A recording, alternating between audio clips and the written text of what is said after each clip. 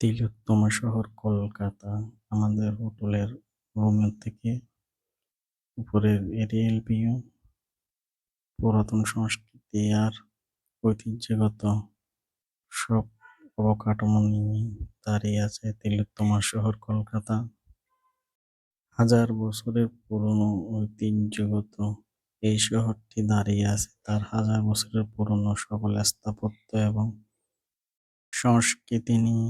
আজকে আমি আপনাদেরকে দেখাবো ঠিক এমন কিছু পুরনো স্থাপত্য এবং নির্মাণ শৈলী যেগুলো কলকাতাকে করেছে সবার কাছে পরিচিত।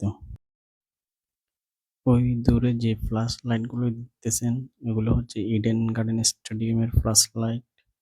আর ওই দূরে যে ব্রিজটা দেখতেছেন এটা হচ্ছে জেমস প্রিন্সেপ মনুমেন্টের পাশেই ব্রিজ, বিদ্যানন্দ সেতু বলা হয়। কলকাতা শহরটা অনেক পুরনো একটা শহর এবং অনেক ঐতিহ্য এবং ইতিহাস নিয়ে গঠিত একটা শহর। যে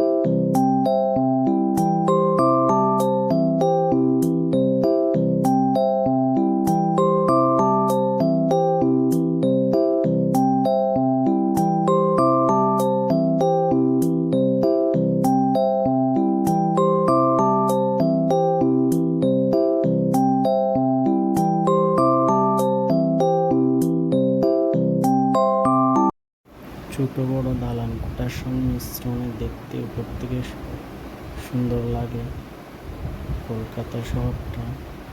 আর এই পাশে এটা হচ্ছে মন্দির, এই টাওয়ারের পাশে এটা হচ্ছে মন্দির, আর আরেক পাশে আছে ওটা হচ্ছে গির্জা। এটা হচ্ছে গির্জা।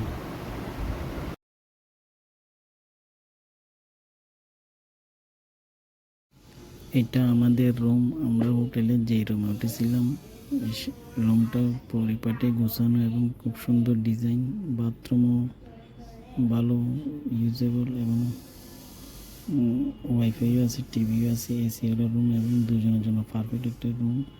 ভাড়াও কম মোটামুটি।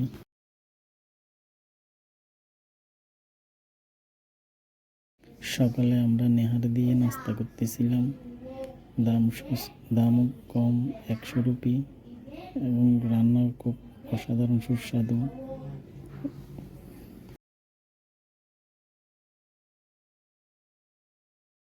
এটা হচ্ছে কলকাতার নিউ মার্কেট এরিয়া, যেটা কলকাতার কেন্দ্র।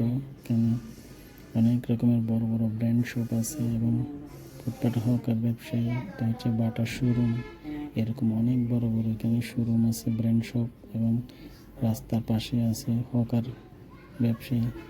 আর এটা সবসময় এরকম জমজমাট থাকে, রাতে বলেন দিনে বলেন সবসময়তে লোকারণ্য থাকে, সবসময় বেচা কেনা এবং জমজমাট একটা এরিয়া সব থাকে।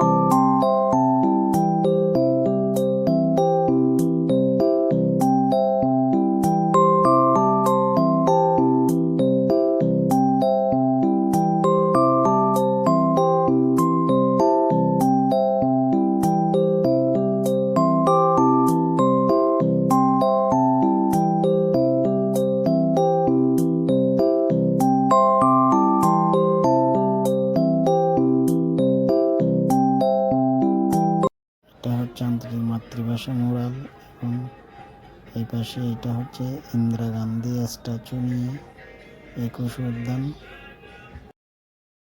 আর জায়গাটার নাম হচ্ছে ময়দান।